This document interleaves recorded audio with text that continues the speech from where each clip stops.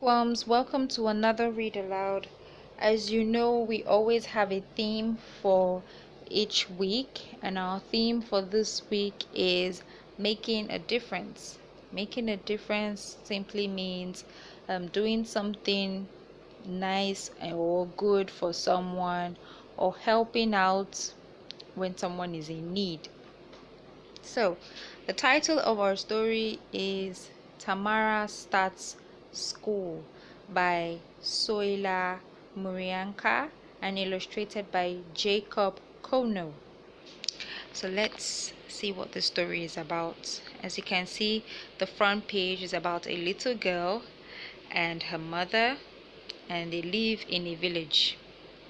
So let's go. Tamara was a 5-year-old girl who lived with her family. Their village was near a forest that had wild animals. So yes, the little girl here is Tamara.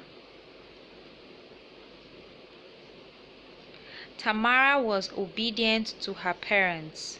She looked after sheep and goats. Tamara loved listening to birds singing as she took care of the animals. As the birds sang, she put her own words to the tune.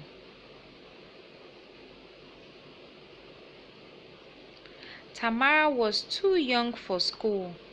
Her parents only allowed their older children, Nashipe and Tasieku, to go to school. It was 10 kilometers away. So you see, while everyone was going to school, Tamara stayed back home, and she doesn't look very happy.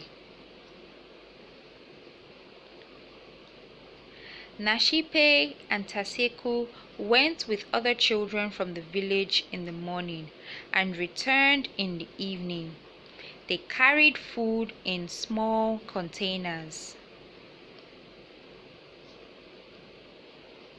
Tamara asked her mother, "When will I go to school?" Her mother answered, "You go soon, my dear child." So you see, Tamara wanted to go to school. One day, a car arrived with the chief and 2 ladies. The chief made sure that children went to school at the right age. People believed that if a child was able to stretch her hand over her head and touch the ear, she was ready to start school.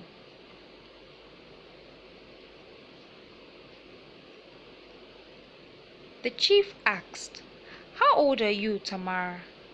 Tamara replied, "I am 5 years old." "Let's see if you can go to school," the chief said. One of the ladies took Tamara's right arm and gently placed it over her head. Tamara touched her left ear. So you can see, Tamara is ready for school. Tamara will go to a different school than Nashipe and Tasieku. It was new and closer to home. Can we see the school over there, close to her village, close to where she lives? Tamara was very happy. She thought, "I will read and write like Nashipe and Tasieku." The end. So you can see from this story, the difference that was made here was that the chief made sure that children went to school at the appropriate time, and children were not left at home. They made sure that they all went to school, and Tamara was one of them. So the lesson here is children should be in school, not at home. Thank you, bookworms, for listening. I hope you enjoyed the story. Have a lovely